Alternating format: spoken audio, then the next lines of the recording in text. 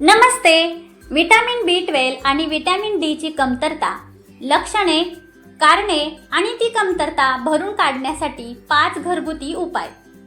आजकाल आपण पाहतोय की प्रत्येकाला सतत थकवा जाणवतो, हाडं दुखतात किंवा हातापायांना मुंग्या येतात. याचं मुख्य कारण आपल्या शरीरातील 2 महत्त्वाच्या जीवनसत्वांची कमतरता असू शकतं. ते म्हणजे विटॅमिन B12 आणि विटॅमिन D. आजच्या या विशेष व्हिडिओमध्ये आपण या दोन्ही विटॅमिनचे शरीरातील महत्त्व, त्यांची लक्षणे आणि आपल्या किचनमध्येच उपलब्ध असलेले सविस्तर घरगुती उपाय पाहणार आहोत. व्हिडिओ थोडा मोठा झाला तरी शेवटपर्यंत नक्की पहा, कारण ही माहिती तुमच्यासाठी आणि कुटुंबासाठी खूप महत्त्वाची असणार आहे.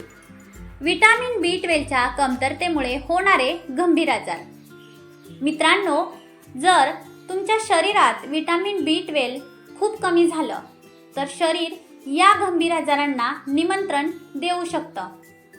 नंबर 1, ॲनिमिया म्हणजेच रक्तक्षय. विटॅमिन B12 हे रक्तातील लाल पेशी बनवण्यास मदत करतं. जर हे नसेल तर शरीरामध्ये रक्ताची मोठी कमतरता निर्माण होते, ज्यामुळे नेहमी थकवा आणि अशक्तपणा जाणवतो.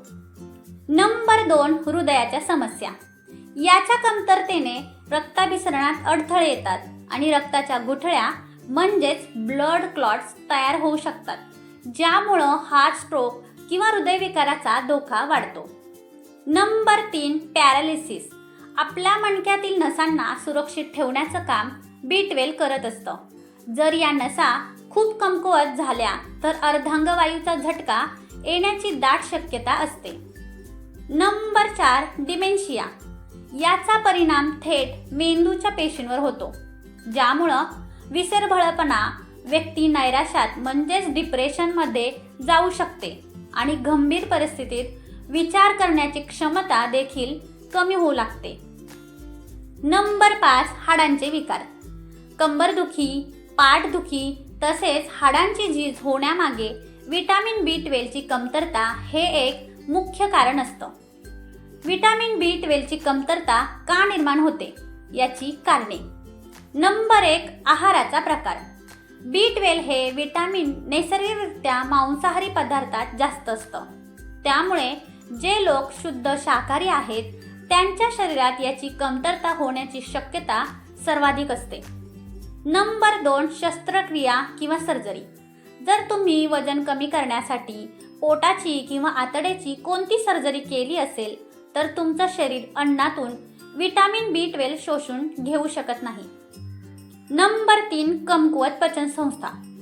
जर तुम्हाला पोटाचे जुने विकार असतील किंवा तुमचं पचन नीट होत नसेल तर तुम्ही कितीही पोषक पदार्थ खाल्ले तरी त्यातील B12 शरीराला मिळत नाही.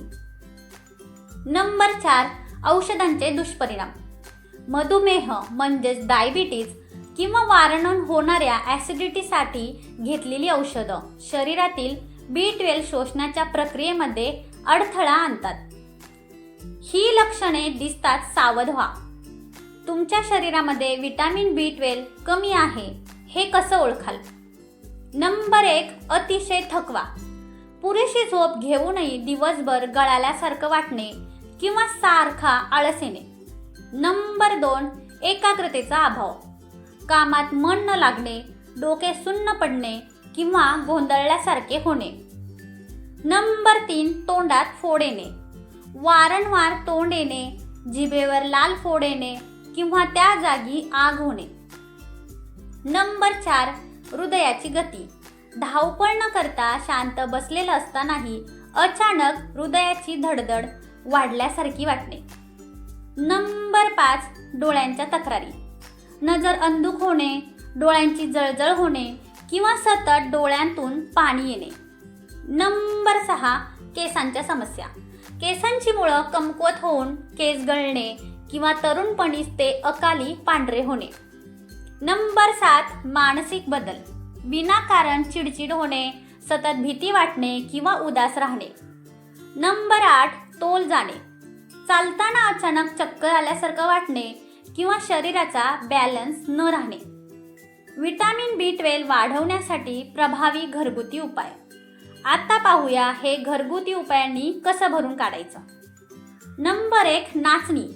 नाचणी हा शाकाहारी लोकांसाठी विटॅमिन B12चा एक उत्तम स्रोत आहे.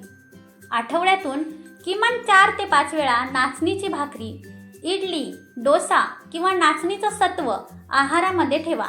नाचणी भिजवून वापरली तर तिचे गुणधर्म अजून वाढतात. नंबर 2, आंबवलेले तांदूळ म्हणजेच फर्मेंटेड राईस. मित्रांनो, हा सर्वात जुना पण खात्रीशीर उपाय आहे.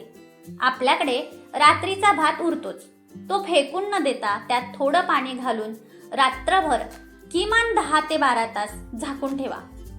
सकाळी हा भात खाल्ल्याने त्यात आंबवण्याच्या प्रक्रियेमुळे नैसर्गिकरित्या मोठ्या प्रमाणात विटॅमिन B12 तयार झालेलं असतं. नंबर 3, आल्याचं पाणी. आलं हे पचनशक्ती वाढवण्यासाठी सर्वोत्तम मानलं जातं. 1.5 कप पाण्यामध्ये आल्याचा एक छोटा तुकडा किसून टाका आणि पाणी चांगलं उकळवा. हे पाणी चहासारखं गाळून घेतल्याने पचन सुधारते आणि मग आपलं शरीर खाल्लेल्या अन्नातून B12 नीट शोषून घेऊ शकतं. नंबर 4, जिऱ्याचे पाणी. जिऱ्यामध्ये लोहाचे म्हणजेच आयर्नचे प्रमाण खूप असतं, जे रक्त वाढीसाठी चांगलं आहे.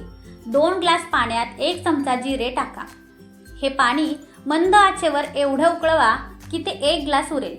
हे पाणी कोमट असताना प्यायल्याने शरीरातील लोहाची पातळी सुधारते आणि मेटाबॉलिझम वाढतो. B12 मुळे झालेली रक्ताची कमी भरून काढण्याचं काम हे पाणी करतं. सकाळी रिकाम्या पोटी घेतल्यास त्याचे फायदे दुप्पट मिळतात.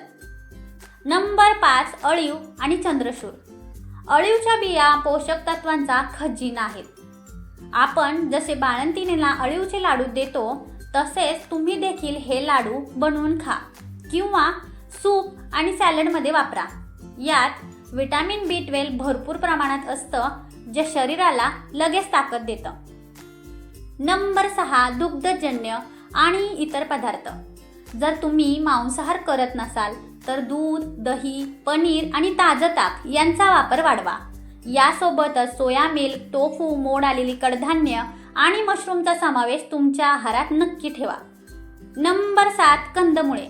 जमिनीखाली वाढणाऱ्या भाज्या जसे की बटाटा, गाजर, मुळा, बीट आणि सलगम यामध्येही विटॅमिन B12 आढळते. त्यामुळे सॅलड म्हणून किंवा भाजीच्या स्वरूपात या कंदमुळांचा वापर आवर्जून करा. मित्रांनो, तुम्ही हा व्हिडिओ कोणत्या शहरातून किंवा गावातून पाहत आहात ते कमेंटमध्ये नक्की सांगा. बघूयात आपला हा व्हिडिओ कुठपर्यंत पोहोचला आहे. आता जाणून घेऊया विटॅमिन D बद्दल. विटॅमिन Dच्या कमतरतेमुळे होणारे गंभीर धोके. मित्रांनो, विटॅमिन D फक्त हाडांसाठी नाही तर संपूर्ण शरीरासाठी गरजेचं आहे. याच्या कमतरतेमुळे काय होऊ शकतं पहा. नंबर 1, हाडांची ठिसूळता म्हणजेच ऑस्टिओपोरायसिस. शरीरात विटॅमिन D नसेल तर आपण कितीही कॅल्शियम खाल्लं तरी ते शरीर शोषून घेऊ शकत नाही. यामुळे हाडं ठिसूळ होतात आणि फ्रॅक्चर होण्याचा धोका वाढतो. नंबर 2, सांधेदुखी आणि कंबरदुखी. जर तुमची कंबर, गुडघे किंवा पाठ सतत दुखत असल्यास हे विटॅमिन Dच्या कमतरतेचं मोठं लक्षण असू शकतं. नंबर 3, रोगप्रतिकारशक्ती कमी होणे. विटॅमिन D कमी असल्यास तुम्ही वारंवार आजारी पडता.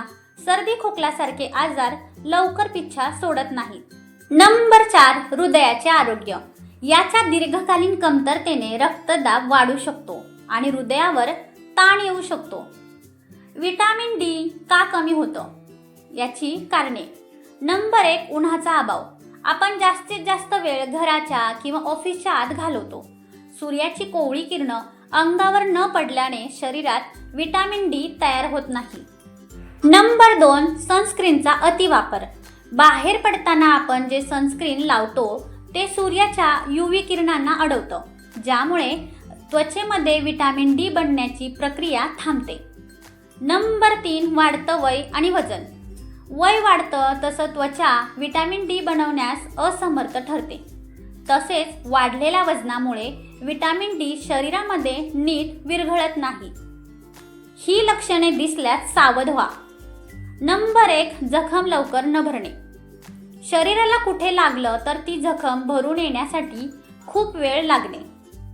नंबर 2, हाडांत कडकड आवाज येणे. उठताना किंवा बसताना सांध्यातून आवाज येणे आणि सतत वेदना होणे. नंबर 3, स्नायूंचे दुखणे म्हणजेच मसल पेन. हातापायांच्या स्नायूंमध्ये सारखे गोळे येणे किंवा ओढल्यासारखे वाटणे. नंबर 4, सतत थकवा. रात्री भरपूर झोप घेऊन देखील सकाळी उठल्यावर शरीर जड वाटणे आणि उत्साह नसणे. नंबर 5, केस गळणे. केस अचानक खूप पातळ होणे आणि केस गळतीचे प्रमाण वाढणे. नंबर 6, नैराश्य म्हणजेच डिप्रेशन. मनावर सतत ताण, दबाव जाणवणे किंवा विनाकारण उदास वाटणे. विटॅमिन डी वाढवण्यासाठी 5 प्रभावी घरगुती उपाय, तेही सविस्तर. आता पाहूया आपण घरच्या घरी ही कमतरता कशी भरून काढू शकतो. नंबर 1, कोवळ्या उन्हाची जादू. सर्वात महत्त्वाचा उपाय. विटॅमिन डीचा सर्वात मोठा आणि मोफत स्रोत म्हणजे सूर्यप्रकाश. सकाळी सूर्योदयानंतरची पहिली 20 ते 30 मिनिटे कोवळ्या उन्हामध्ये बसा किंवा चाला. शक्य असल्यास पाठ उन्हाकडे करून बसा, जेणेकरून जास्तीत जास्त त्वचा उन्हाच्या संपर्कात येईल. लक्षात ठेवा, काचेच्या आतून येणाऱ्या उन्हाचा फायदा होत नाही. नंबर 2, मशरूमचा आहारात समावेश. शाकाहारी लोकांकरिता मशरूम हा विटॅमिन डीचा नैसर्गिक स्रोत आहे. बाजारातून मशरूम आणल्यावर ते स्वच्छ धुवून 15 ते 20 मिनिटे उन्हात ठेवा आणि मग याची भाजी किंवा सूप बनवा. यामुळे मशरूममधील विटॅमिन डीची पातळी आणखीन वाढते. नंबर 3, दुग्धजन्य पदार्थ. रोज रात्री 1 ग्लास गरम दूध प्यायल्याने शरीराला विटॅमिन डी आणि कॅल्शियम दोन्हीही मिळतात. तसेच दही, पनीर आणि ताक यांचा जेवणात समावेश करा. शक्य असल्यास फोर्टिफाईड दूध वापरा, ज्यात वरून विटॅमिन डी मिळवलेले असते. नंबर 4, मोड आलेली कडधान्य आणि धान्य. नाचणी, ओट्स आणि मोड आलेल्या कडधान्यांमध्येही विटॅमिन डीचे प्रमाण चांगले असते. आठवड्यातून किमान 3 ते 4 वेळा अशा पदार्थांचे सेवन करा. नंबर 5, संत्र्याचा रस. संत्र्यामध्ये विटॅमिन सी सोबतच विटॅमिन डी देखील चांगले असते. घरच्या घरी ताज्या संत्र्याचा रस काढून तो प्यायल्याने शरीराची विटॅमिन शोषून घेण्याची क्षमता वाढते. मात्र बाहेरचा ज्यूस घेणं टाळा. महत्त्वाची टीप. मित्रांनो, विटॅमिन B12 आपल्या रक्तासाठी आणि नसांसाठी पॉवर देतं, तर विटॅमिन डी आपल्या हाडांना आधार देतं. त्यामुळे या दोन्ही गोष्टींकडे दुर्लक्ष करून चालणार नाही. आहार आणि थोडा वेळ निसर्गाच्या सानिध्यात घालवल्यास तुम्ही हे दोन्ही आजार टाळू शकता. तर मित्रांनो, विटॅमिन B12 आणि डी बद्दलची ही माहिती तुम्हाला कशी वाटली हे मला कमेंटमध्ये नक्की सांगा. जर तुम्हाला हा व्हिडिओ माहितीपूर्ण वाटला असेल तर व्हिडिओला लाईक करा आणि तुमच्या नातेवाईकांसोबत, मित्रमैत्रिणींसोबत हा व्हिडिओ शेअर करायला विसरू नका. धन्यवाद.